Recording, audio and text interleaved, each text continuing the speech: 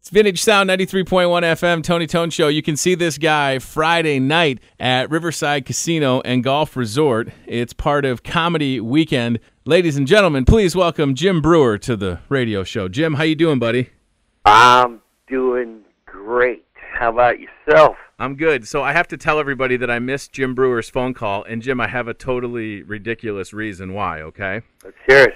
So I had a listener call me right before you called to tell me a story because it's like super windy this week and fires are breaking out. And he had to tell me a story about this one time his ex-wife started their barn on fire. So that's why I missed your call. I was talking about a barn fire, so I apologize. Barn fires. Yep. Is that where I'm heading? Yep, you're heading to Barn Fire, Iowa, basically. Land of the bonfires. They knew that Jim Brewer... They have comedy night. Yeah, right. You might as well be doing comedy night in a barn, Jim, basically. Well, it might come down to that. Who knows? Hey, so, I'm excited to talk to you, but, Jim, I grew up outside Chicago, and I'm a Cubs fan, so I'm also a little bummed out right now. Well, don't be. This is a young stud team, and they can turn around by beating DeGrom, you know? Yeah. Playoffs, all bets are off. Arrieta, he's been... No Met fan expected them to win tomorrow because he's been God since July. There's no one since the history of baseball has pitched like Jacob Arrieta since 1903. Hasn't lost since 2011. And good luck, Mets. The Mets took him out. Jacob deGrom, he may have an off day. Yeah. He has an off day. Cubs beat Jacob. You got a whole new series. So I know that you're excited because I follow you on Facebook and I've seen your posts, but yeah. I mean, you know, these are your Mets. They're 2-0 on the Cubs. Life is pretty good for you right now, isn't it? So far. And this is different than. And we're in the same thing as the Cubs. We don't expect to be here. We can't believe we're going. What's going on? Is this really happening? What is going on? It's not like the '86 Mets where you just knew they were going to win. I mean, they were just monsters. These are a bunch of kids that all of a sudden found their confidence, and they just kept rolling, and they're still rolling. I tell you that, you know, if you could just tell that Murphy guy to stop hitting home runs. He looks like my neighbor, but he's a baseball player, apparently, this guy. I don't understand. He's unconscious. Right. I've never seen anything like it. He's unbelievable. He looks like my neighbor that I drink beers with in the driveway, and then he goes and he hits home runs against the Cubs. I don't understand it, Jim. I don't get it. I really don't. Well, he's been doing it against everyone. He hit Kershaw. He hit Greinke. He hit 2 off Crenshaw. So it's, and he's a guy who's been hitting all season. So on a horrible Met lineup. The minute they got Cespedes, and Cespedes became who he was, that's when Murphy took off. He has so much security behind him, and he knows everyone fears him. So he just waits for his pitch, and boy, is he in the zone. He's unbelievable. So, Jim, is baseball your favorite sport? I mean, it seems like it.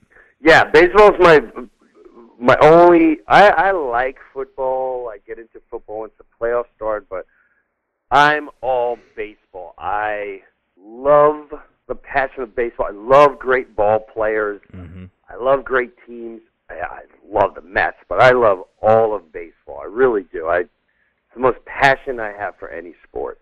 It's so nice that we're kind of in the post-steroid era, and we're seeing a lot of young talent making names for themselves. Both the Cubs and the Mets would agree with that statement. It's nice to not have these, we don't have any more of these Albert Pujoses or Frank Thomas, these big, giant specimens that were carrying the weight of the team. Enough with that.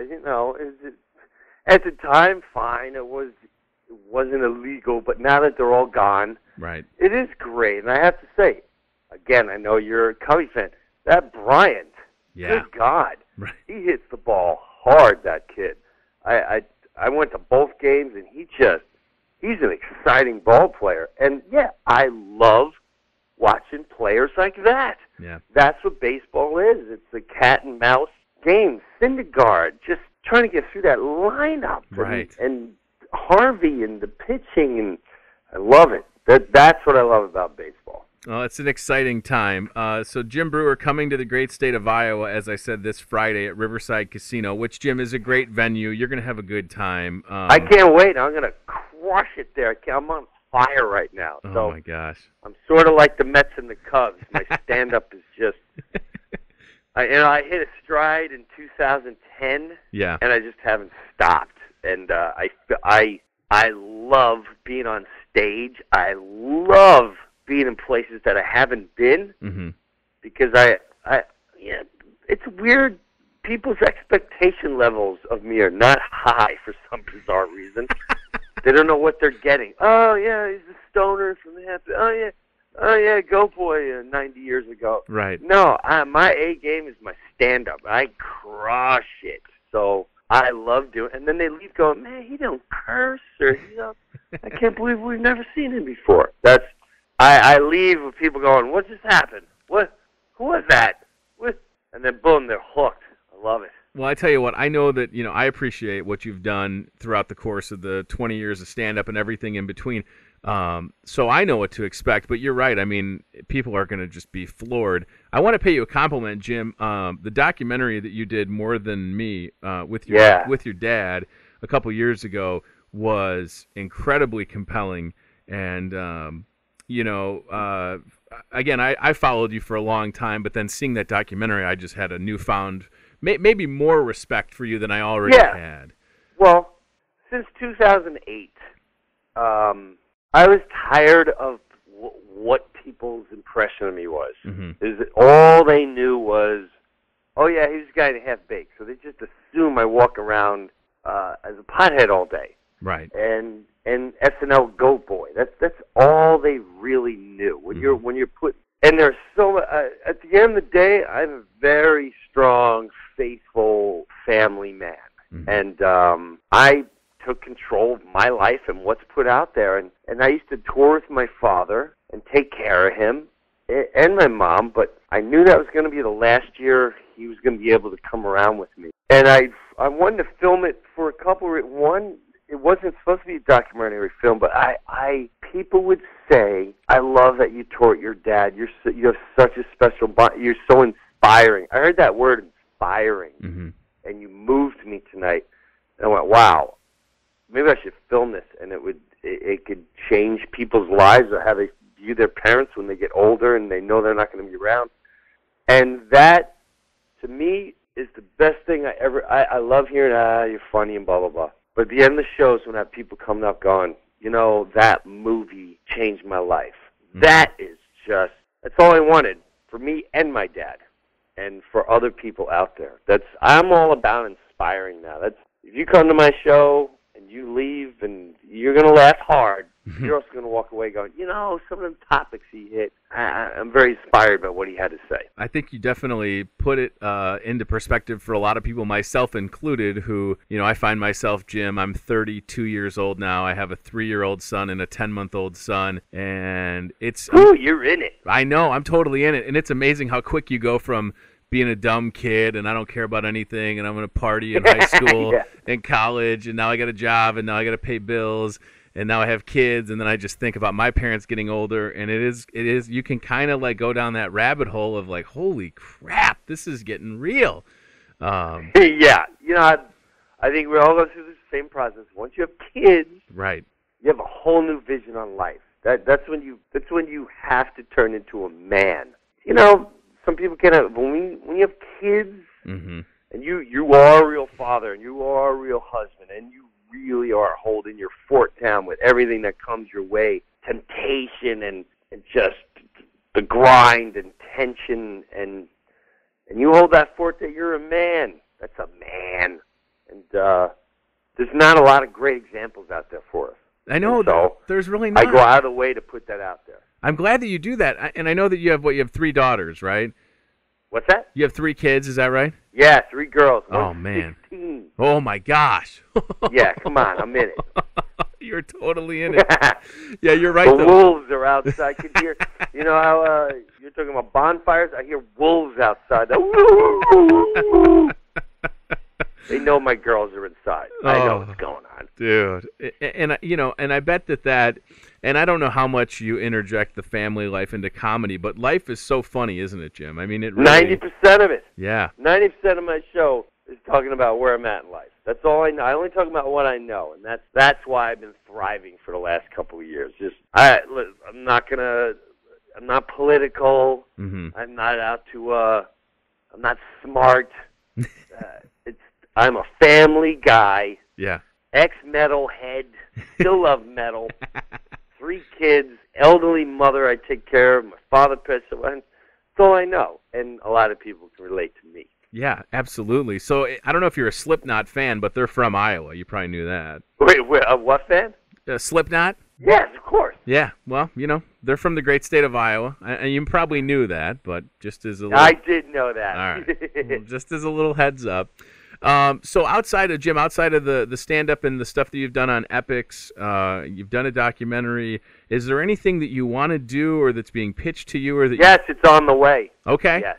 Now, I have a hard rock, heavy metal album coming out. Oh my gosh. Next year. I'm uber excited. Yeah. The single comes out in January. The record comes out April 22nd. Again, I stick along the family type of fun with a very hard rock metal edge, and I think I'm going to blow people's minds. That's all I'm going to say. Well, Jim, I'm going to tell you this. The radio station that you're on right now, Vintage Sound, we have 100% local control of our playlist. So oh, yeah? When the single drops, I'll have them send it to me, and I can put it in rotation in the blink of an eye. Well, I'll tell you what. I only want you to put it on if you like it. And I'm so confident not only are you going to like it, it's going to be one of the hottest radio songs out there. I love it. I think it's so good, man. You're multifaceted, and you've maintained a level of success and not afraid to try things. I couldn't be happier for you, man. That's so great. Yeah, no, I love it. I feel like, I won't say the Forrest Gump of comedy, but I always set little goals. When I first started off stand-up, I wanted to become the best middle act. Once I felt that, I wanted to be a headliner. Mm-hmm. Once I felt that, I wanted the road. Once I got that, I wanted TV. Got the TV. Once I wanted TV, I said, I want to film everyone remember. I got that. Once that, I wanted a family. I got that. Yeah. Once I started that, then I want to go on radio. So I'm a book, but my all-time biggest goal is what's coming out next year. And I truly believe that is going to catapult me into a whole different stratosphere. And it's just going to enhance everything that I do. It's so exciting. Official JimBreuer.com. He's on Facebook. He's all over the place, including the great state of Iowa. Friday night, Riverside Casino. If you don't go see this man, you're going to regret it. Jim, you're part of this whole comedy weekend, so we have you on Friday, and then Saturday they have Louis Anderson and Rita Rudner. So wow. Right? Yeah. That's a monster. And Louis, I talked to him, and he's got nothing but nice things to say about you. They're excited to be a part of this weekend. And listen, I can't wait to hear the single and the whole album. And I wish you nothing but success, except for your Mets. I hope they lose, naturally. That's fine. Don't take it personally, but not at all. I'm excited to have you in town Friday, buddy. I really appreciate you taking the time and joining me, and safe travels, okay? Thank you, and come on out, everyone. And just like Rita and Louis, I'm not going to make you squirm. I'm not going to make you go, oh, my God, I can't believe I brought my mom, my wife to this. I bring it hard, and I'm safe to listen to. Jim Breuer, ladies and gentlemen, have a great day, buddy, okay? Take care. Thanks, man. Bye.